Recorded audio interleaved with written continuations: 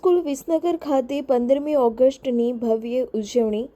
ઈકરા school Visnagar ખાતે દેશના 80મા સ્વાતંત્ર્ય દિવસની ગૌરવપૂર્ણ અને દેશભક્તિમય વાતાવરણમાં ઉજવણી કરવામાં આવી।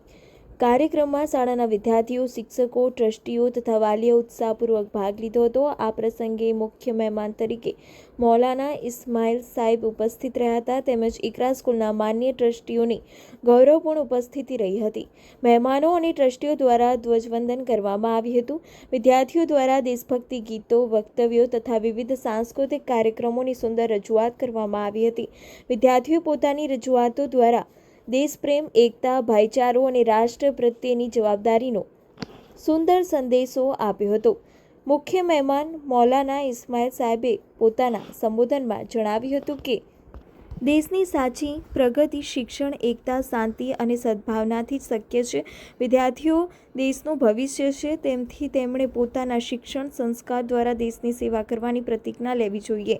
ઈકરા સ્કૂલ દ્વારા શિક્ષણની સાથે વિદ્યાર્થીઓમાં દેશપ્રેમ, નૈતિક મૂલ્યો, સામાજિક જવાબદારી અને સર્વધર્મ સમભાવ જેવા સંસ્કારોનું સિંચન કરવામાં આવે છે। કાર્યક્રમ દરમિયાન મજબૂત શિક્ષણ, મજબૂત સંસ્કાર અને મજબૂત રાષ્ટ્રનો સંદેશ આપવામાં આવ્યો હતો।